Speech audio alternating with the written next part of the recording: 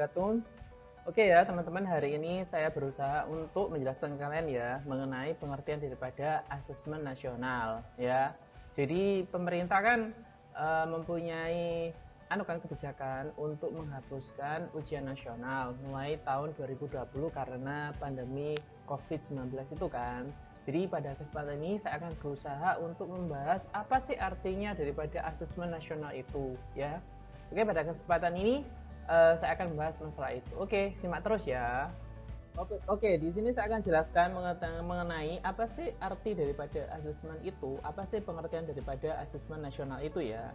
Oke, asesmen nasional adalah pemetaan mutu pendidikan untuk seluruh sekolah, madrasah, dan program kesetaraan jenjang mulai dari tingkat dasar sampai tingkat menengah.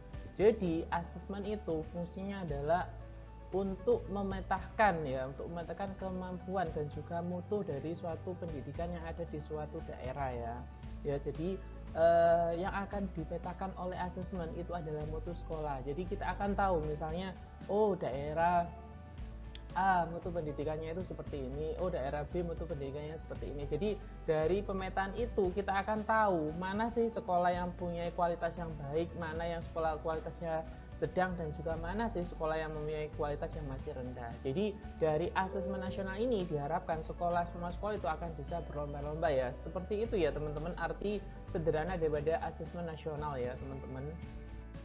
Oke teman-teman, untuk asesmen nasional itu ada 3 ya teman-teman. Asesmen nasional itu ada 3. Yang pertama yaitu asesmen kompetensi minimum atau AKM ya.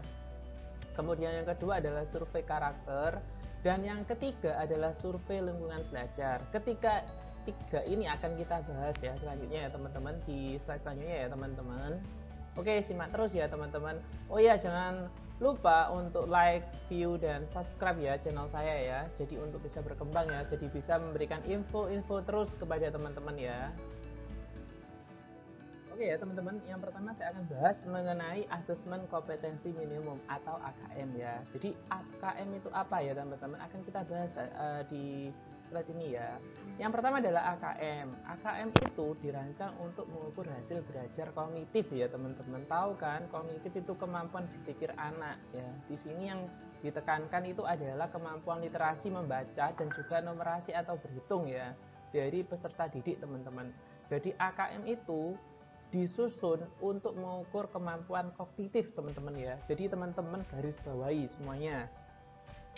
Kemudian literasi dan numerasi itu apa sih? Kalau kemampuan literasi itu erat kaitannya itu dengan kemampuan kita dalam membaca atau mengambil informasi dari suatu bacaan.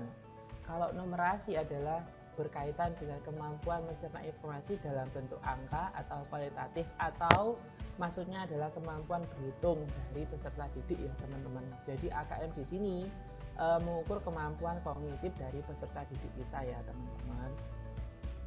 Selanjutnya, bagian di asesmen nasional yang kedua itu ada survei karakter. Apa sih artinya survei karakter itu?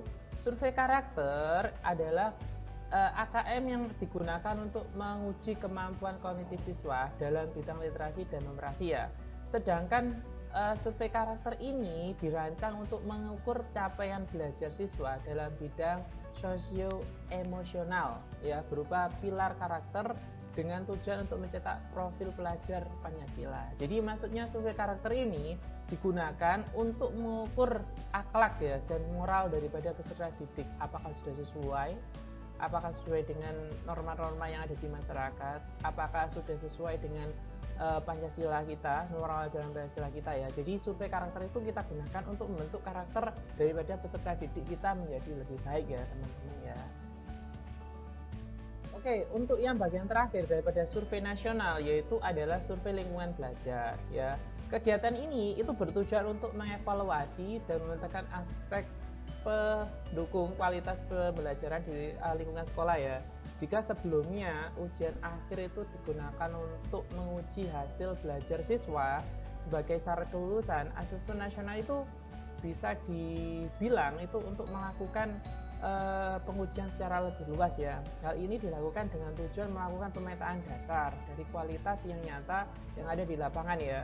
sebagaimana dikatakan oleh Menteri Pendidikan kita, Nadiem Makarim, bahwa hasil asesmen nasional tidak ada konsekuensi buat sekolah, hanya pemetaan agar kondisi itu bisa sebenarnya.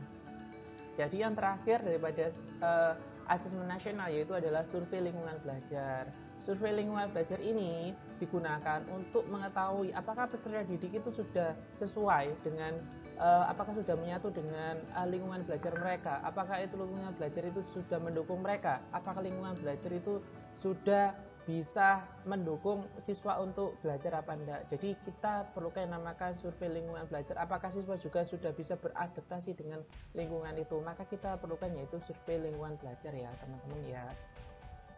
Oke teman-teman, di sini saya akan memberikan beberapa gambaran ya mengenai komposisi daripada soal AKM yang akan kita ujikan ya. Yang akan diujikan di PAS nanti semester 1 ini. Ini merupakan uji coba yang pertama ya, sekaligus soal AKM yang pertama ya. Jika soalnya nanti itu ada 50, maka akan terdiri dari 5 bagian. Yang pertama adalah pilihan ganda. Pilihan ganda di sini maksudnya adalah hanya ada satu jawaban yang benar. Ini nanti terdiri dari kurang lebih 10 soal ya teman-teman. Untuk yang kedua adalah pilihan ganda kompleks ya. Pilihan ganda kompleks itu maksudnya seperti apa? Pilihan ganda kompleks itu maksudnya itu adalah nanti itu di jawabannya itu bisa lebih dari satu jawaban yang benar ya. Misalnya satu soal itu dia itu punya 2 jawaban yang benar. Bagaimana kalau saya jawab cuma satu aja? Enggak apa-apa, tapi akan lebih baik kalau kalian menjawab 2 ya. Oke, untuk yang ketiga adalah menjodohkan ya, jadi nanti ada soal yang menjodohkan ya teman-teman. Misalnya soal menjodohkan misalnya seperti ini. Misalnya contoh aja ya, kalau pelajaran bahasa Inggris misalnya carilah contoh dari present tense. Nanti dikasih pilihan mana yang sekiranya merupakan contoh daripada kalimat present tense ya. Yang keempat adalah ada isian atau jawaban singkat. Nanti itu ada 3 soal ya teman-teman. Jadi kalian nanti cuma menjawab pilihan singkat aja, jawaban singkat aja sebanyak 3 soal.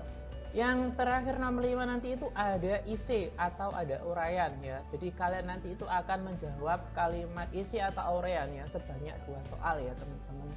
Oke teman-teman, mungkin ini aja yang bisa saya sampaikan pada kesempatan kali ini.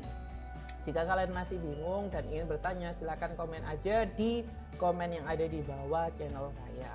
Oke, itu aja yang bisa saya sampaikan. Terima kasih banyak. Jangan lupa subscribe sama like-nya ya di channel saya. Oke, terima kasih banyak.